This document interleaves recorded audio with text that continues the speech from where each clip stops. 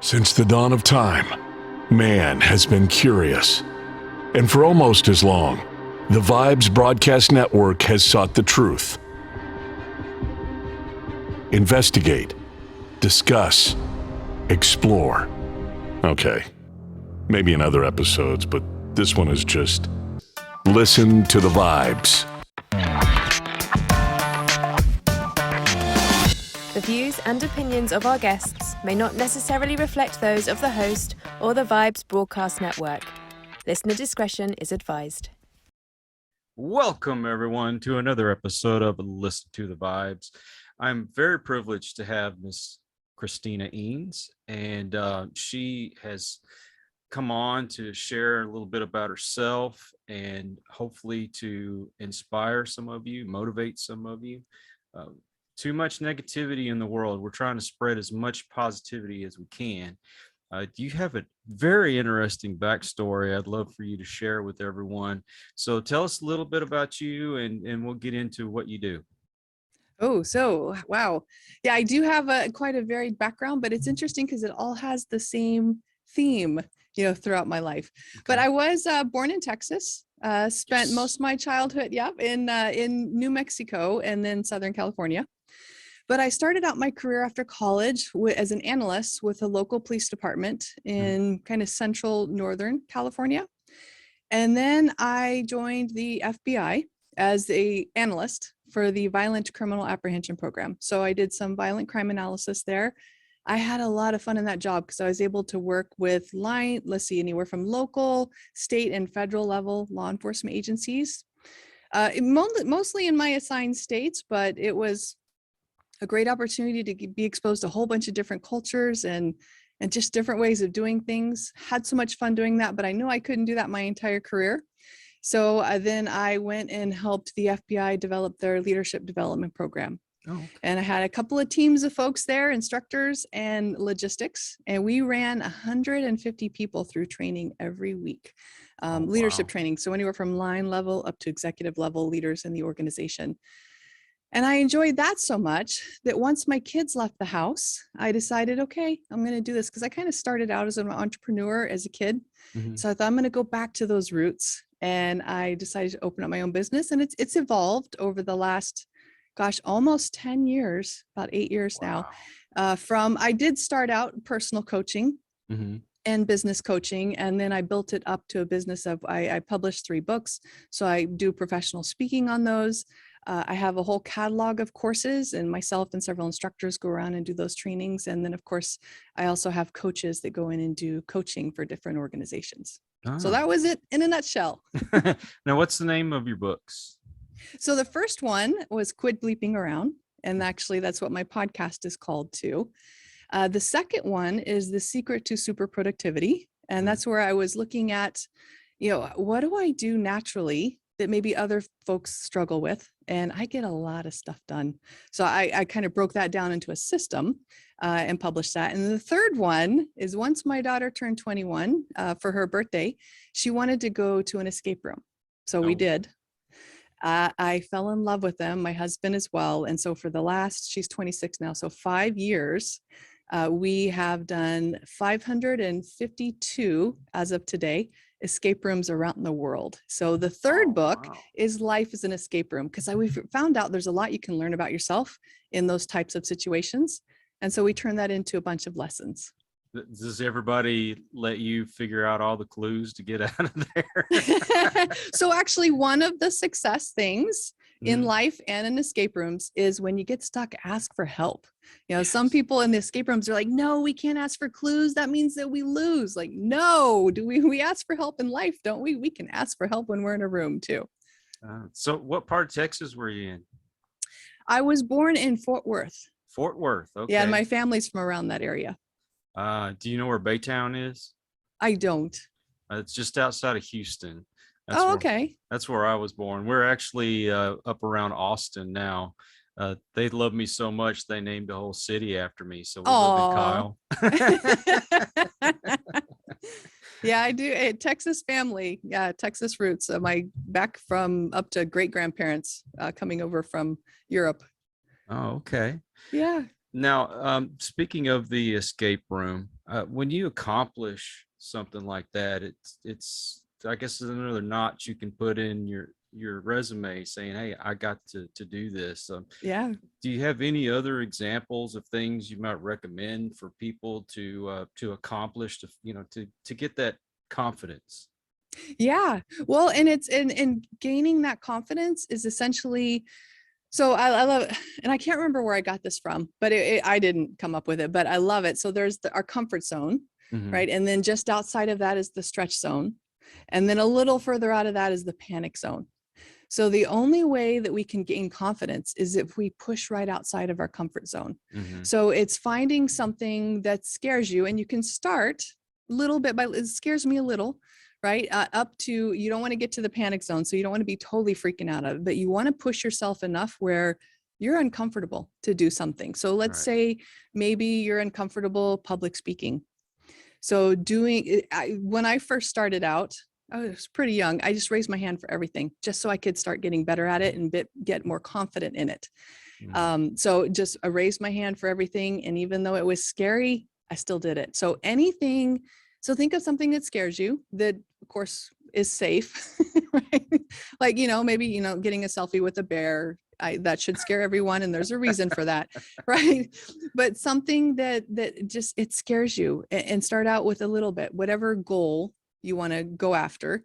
And the more that you do that, the more that you find yourself pushing yourself outside of your comfort zone, the more confident you'll get, because you're like, hey, I'm still here. I made it. That's one of my little sayings, is get comfortable with the uncomfortable. Yes. It's because we're kind of geared towards being comfortable and not getting to that spot where you're like, oh, I could fail, or I could get hurt, or what have Yeah, you. And that you'll never grow if you don't get out of exactly. that comfort zone. It's different for everybody else. I know for me, I had such a safety net living Mm, close to my old hometown, because I had my mom and my grandparents and other people yeah. that if something happened, I could fall back on them. So we uprooted, moved up here towards Austin, which is absolutely gorgeous around here. Oh, I yeah. wanted, the nature, animals, the clean water, getting to walk into lakes and rivers and all that. But there's nobody up here for me to fall back on, Mm, which it was scary, but it yeah. helped me to break out of my shell and really get serious about doing this channel, helping other people. What motivated you to decide to help other people? Because you could have easily just taken all that you do and keep it for yourself. Yeah. You know what? Since birth, I think I was just wired this way. Mm-hmm. And that's kind of like the theme throughout my entire career. So there's always been some form of training and presentations, and there's always been this intense desire to help others. I mean, we're talking like, if my mom would tell stories, I don't remember, at 3 years old, going around, like I would, in moving up into school, I would, I'd get all my work done, and then I'd go around and try to help everyone else do their Right. work. So it innate, essentially. Um, I didn't have to, it just came naturally. I didn't have to force myself or work on it at all. That's something that I've been really thinking on lately, and I shouldn't be so focused on it, but I feature a lot of people that come on here. They talk about first self accountability, Hmm. getting away from that victimhood Oh, mentality, absolutely. just all kinds of things positive and inspirational. But when you say, like, you get on YouTube, I see so many of the great people like you have great channels, great things to Mm. talk about, really motivate, but they don't get as many clicks as, say, this thing called mukbang. Have you heard of that? Oh, no. So what happens is people get this grotesque amount of food and they Oh, just gorge themselves on it. oh, that's dangerous. Exactly. Or, I'm pretty sure you heard of the show Jackass, where the Yes, guys hurt each other or hurt themselves or whatever. That stuff gets so much attention, and there's really nothing productive about it, nothing absolutely. negative about it. What do you think it's going to take to maybe change people's focus and get on the positive? Yeah. So good question. I think Well, actually, the brain pays more attention to negative information than it does to positive. So we have to make an intention, right? As we were going through, and I think recent times, all of the unrest and the pandemic and stuff has helped push, I guess, humanity as a whole more towards empathy and caring. We still have a long way to go though, right? Yeah, we Right. do. We Yeah. do. So I like to think of everything that I consume, either eating, drinking, or into my brain. I want to have a healthy diet, and that includes news, and that includes social media feeds and stuff. So I watch that stuff like a hawk. I won't go in. I used to have to pay attention to the news when I was working violent crime, but since I'm done with that, no more. I only actually have positive feeds. I even subscribe to, what is it, positive news, several positive news channels, so that I can make sure I'm not consuming that negativity, because that can, I mean, emotions are contagious, right? And it affects how we view the world, because our perception is our reality. If we want to see it in a negative light, we do. If we want to see it in a positive light, we can. Have you seen that documentary called, I think it's Super Size Me, where the guy ate nothing but McDonald's for a month? And I mean, not only did he put on weight, but it affected him mentally. Oh, yeah. So you think about the pandemic and being locked down, how many people just stayed home? And if you're like me, you get bored. First thing you think about is, I want to eat something. Yeah, bored eating. Yeah, exactly. So you've got the pandemic, you're locked down, pretty much shielded from getting out and meeting people. So you're isolated that way. You're bored, you eat. Then the eating, gaining weight, already messing with your mentality. Oh, yeah. Nobody the rabbit hole. Exactly. That's exactly what happens. People are not realizing, or even you don't even hear on the news so much about the depression this is causing, and the suicides, especially with young people. What kind of message do you put out there to maybe help people get out of that? The way you view the world is a decision. Exactly. Right? Yeah. So negative things could be happening. Do you choose to look at the negative, or do you choose to look at, like, one of the first things I was doing? So I had a 3-day pity party when we went into lockdown. Because I'm like, I am, one of my major values is independence, right? And like no constraints. So I did not like being told that I needed to stay in my house. So I had a 3-day pity party, and I allowed myself to have a pity party for 3 days. And then I said, you know what? You have a choice in how you use your time. So realizing that you have a choice and then making it, and it's not easy, right? But making sure, like, okay, how am I going to structure my day so that I'm focused on the positive? I need to make sure I get exercise. I need to make sure I eat right. You know, maybe instead of a Netflix binge today, I'm going to pick up a book and learn something, right? So we have to take that first step to make that decision to focus on, okay, how can I be better today? Or how can I be better tomorrow, right? Constantly doing that. And actually, I was very surprised. So my big concern was the escape room industry. Because escape room addict, right? So I was really upset. I'm like, I'm not going to be able to do an escape room for months. But then human ingenuity, right? While yes, it brought a lot of horrible stuff, but a lot of benefits has come out of the last 2 years. Like, we're connecting right now, right? People are doing more virtual connections. I had a whole bunch of clients open up to me that maybe normally wouldn't have wanted to pay for travel. And the escape room industry, back to that, they started doing rooms virtually. So human ingenuity. So you essentially, through Zoom, you would connect with the game master somewhere, and they would go, they are your hands and your eyes, and you tell them what they do. So we got to do escape rooms in countries that we probably never would have visited. There were amazing experiences. So essentially, bringing it back is, we choose how we're going to spend each day. We choose how we're going to see each day. And we just have to make that choice. It sounds simple, but it's not easy. Yeah, everybody approaches things differently.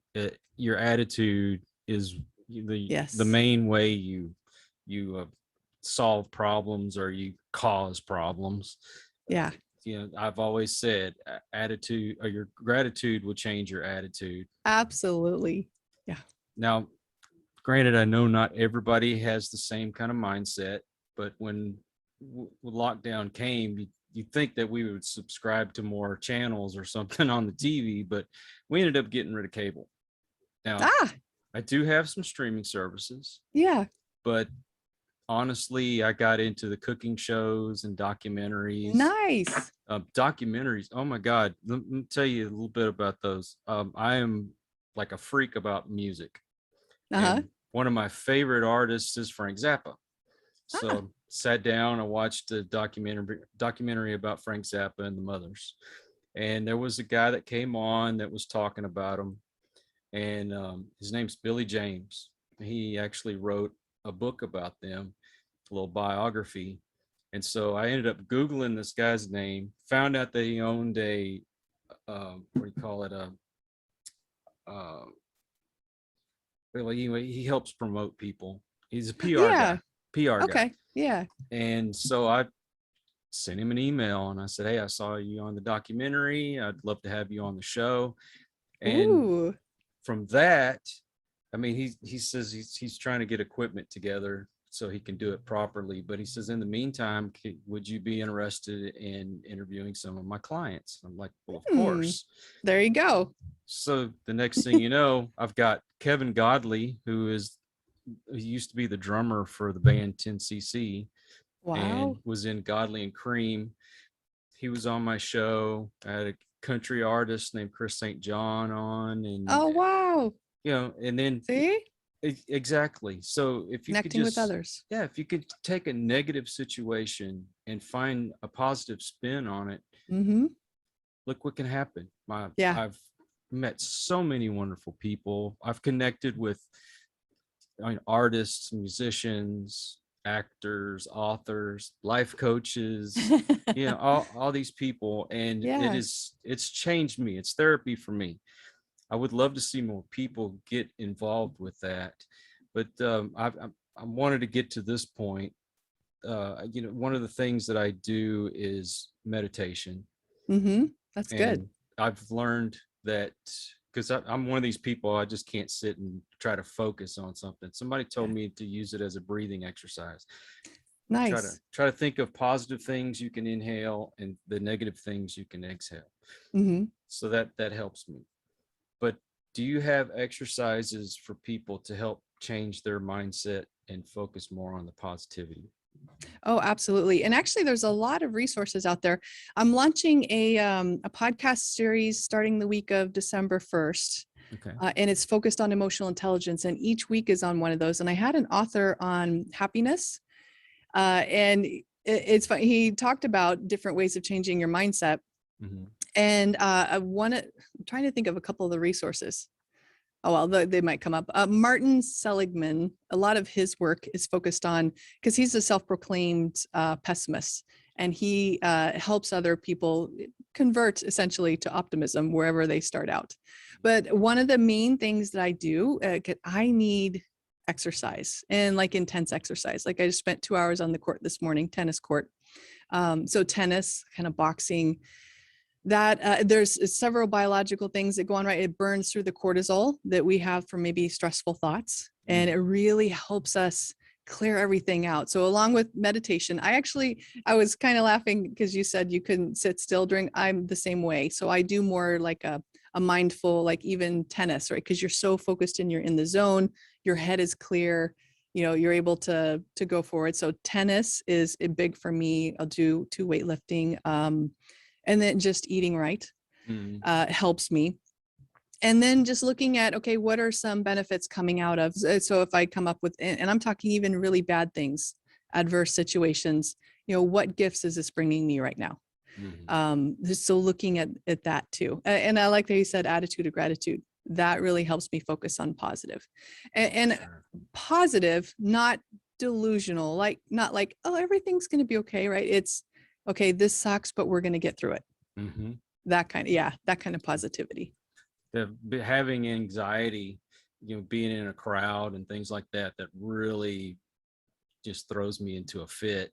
Yeah. And I was taking meditation from, I'll do that before I go somewhere Hmm. and realize, look, you're going into this situation, everything's going to be fine. And Yes. so get that focus on, okay, everything's going to be okay. Everything's going to be okay.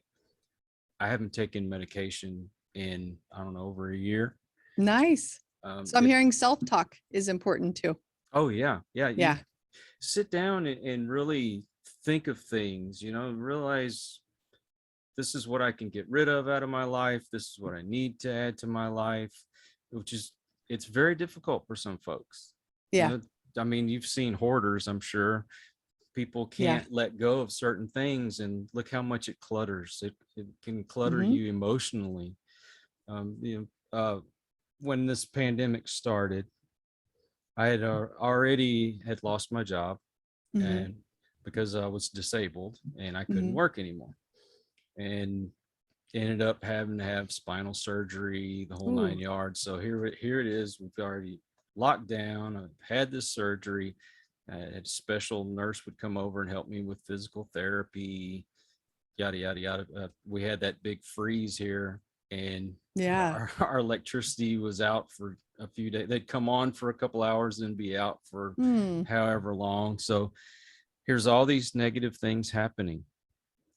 People get bombarded with this kind of stuff, and their minds are always focused on the negative. It's hard to get out of that. Yeah. Do you run across people that just have these awful situations, and of course always finding excuses of, I can't do this, I can't do that? I mean, you Yep. run across that? Oh How do yeah, you absolutely. how do you help them out of that? Well, and you mentioned it earlier, right? It's instilling or helping bring them to personal accountability, Mhm. right? Do we want to be a victim, or do we want to own how we respond to things that happen in our life? And I'm thinking of, actually, there's a ladder of accountability I teach in several of our courses. And the bottom four rungs are denial, right? Denying that there's a problem, blaming others, making excuses. And then the fourth one is wait and hope. Like, there's a problem, but you're just going to wait around and hope someone else solves it. Right. So Mhm. those are extremely disempowering behaviors. Exactly. So essentially having people realize where they're at. So the top four rungs are acknowledging that there's an issue. The next one is owning it. The next one is finding solutions. And the very top one is make it happen, which means that a problem comes along, you're going to own it, whether you created it or not. You're going to own it and how you respond to it. You're going to find solutions and you're going to implement them. So awareness of where you're at on that ladder of accountability, and you can just Google it. There's a whole bunch of graphics out there on this. But awareness of where you're at is that first step. So like sometimes I'm like, yeah, I'm in denial stage right now. I'm just going to sit here for a few minutes and then I'll work my way up the ladder. But yeah, at least I'm aware of where I'm at and realizing that I have complete control how I respond to things in life. Like that story that you just shared about, going through that surgery and then the pandemic hits, and then freezing and the power, right? So you owned how you responded to what was going on. And so that's one of the first things I teach people about the ladder of accountability, and seeing at any moment, checking in and say, okay, where am I right now? Or having an accountability partner pop in and say, okay, where are you right now? It sounds like you're making a lot of excuses. So how can you turn that around and own it? Right. So, and even asking yourself that if you don't have an accountability partner, okay, I'm down here in victimhood. How can I own this more? How can I find solutions, and how can I implement them to make sure I'm experiencing things a little better?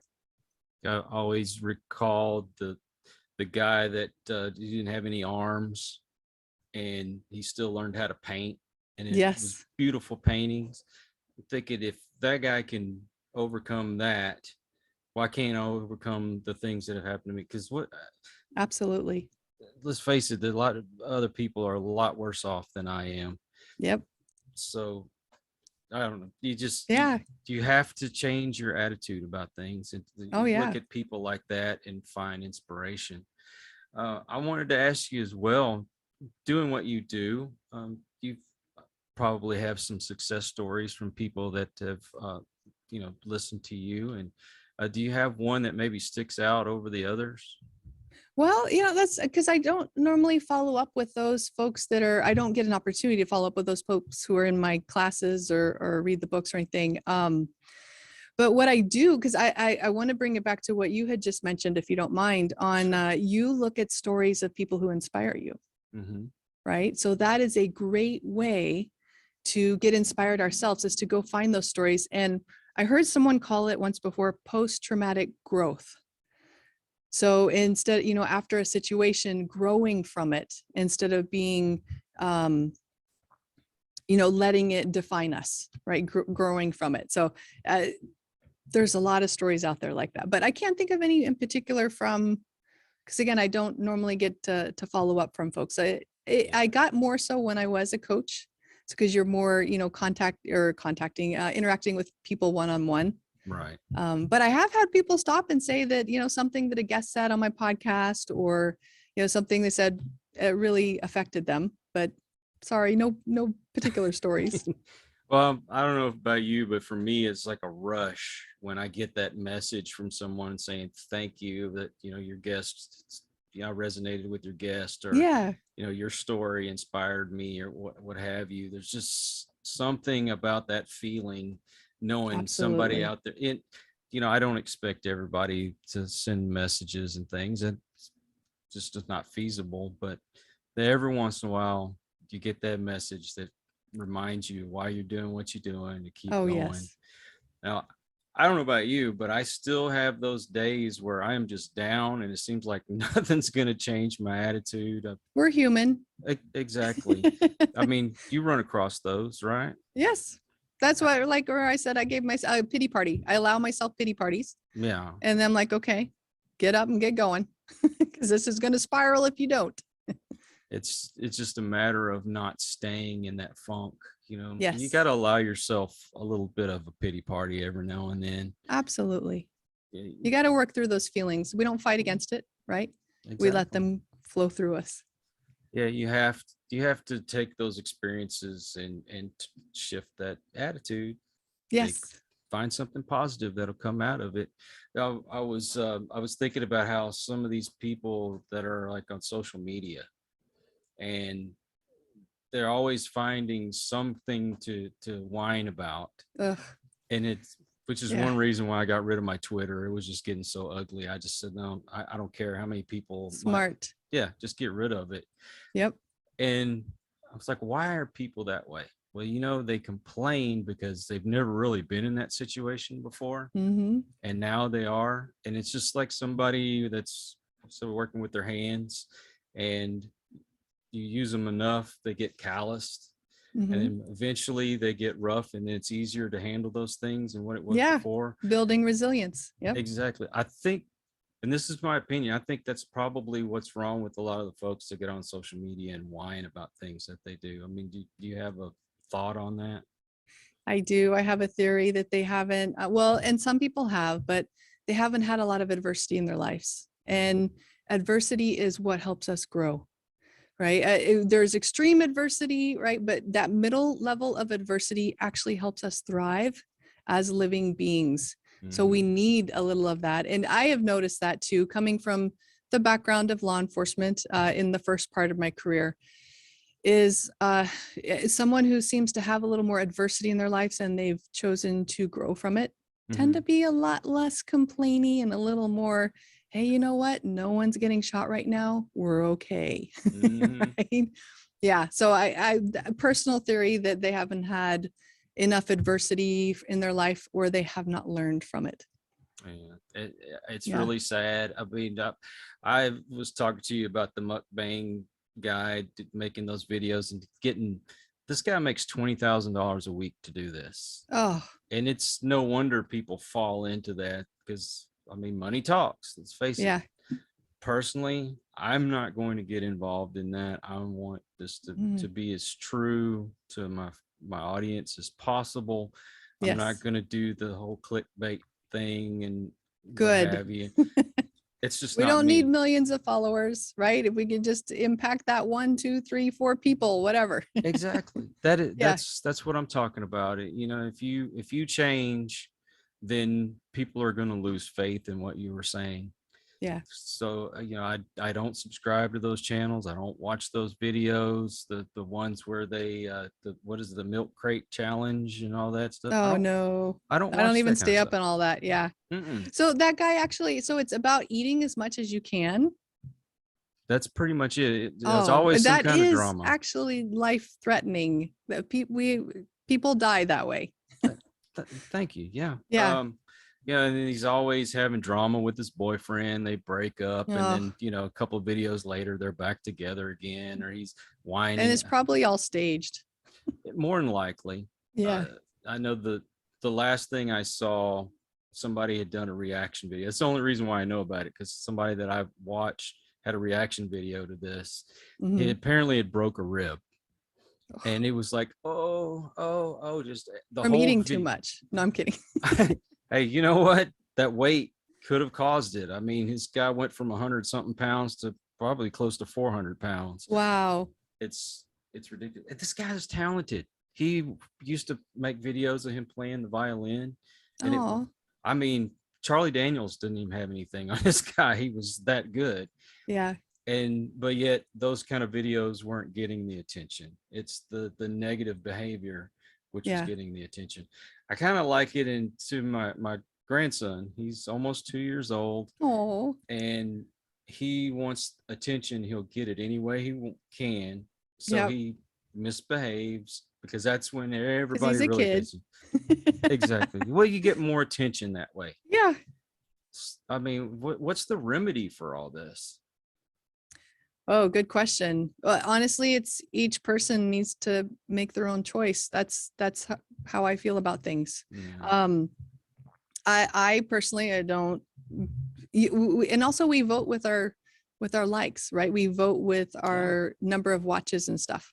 Mhm. So I'm not going to watch it. I'm not going to like it. Right. So that, like, for example, we don't buy certain products from different companies because we don't want to support that company. We're essentially voting, right, with our Yeah. attention with these folks. So with that, but then each person, they make their choice on how they want to show up to the world. Mhm. We can vote with our attention. Yeah. Other than that, I'm not quite sure what we could do on like a massive scale. It's just unfortunate more people are into that stuff than aren't. Yeah. For instance, when you're talking about, using our attention as kind of a vote. Yeah.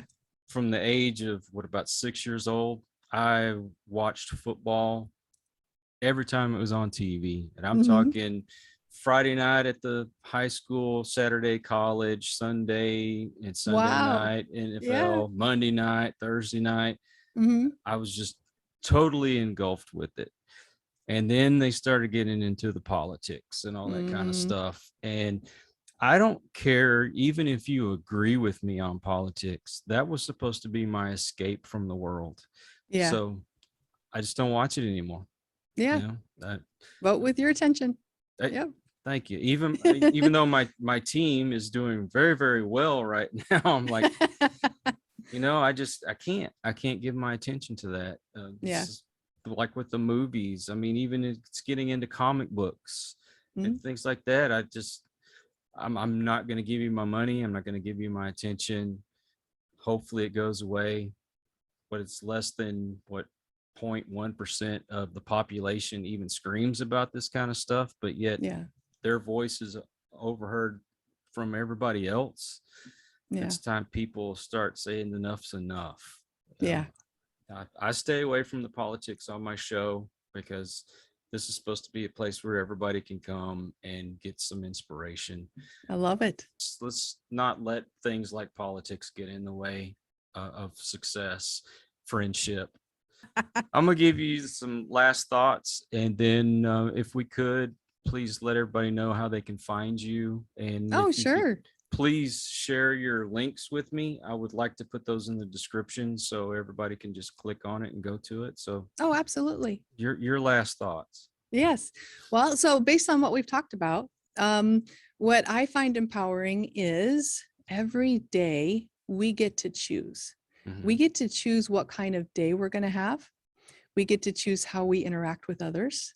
Yes, other people bring stuff to us. There's external stuff that happens, but we get to choose. We have that power in how we're going to respond. Perception really is reality. It is amazing how true this is. So choose your perception, and you're essentially choosing your reality. Sounds simple, not easy, but the power is yours. Yes, So it is. to find more about everything I do, essentially links off of my main website, which is ChristinaEanes.com.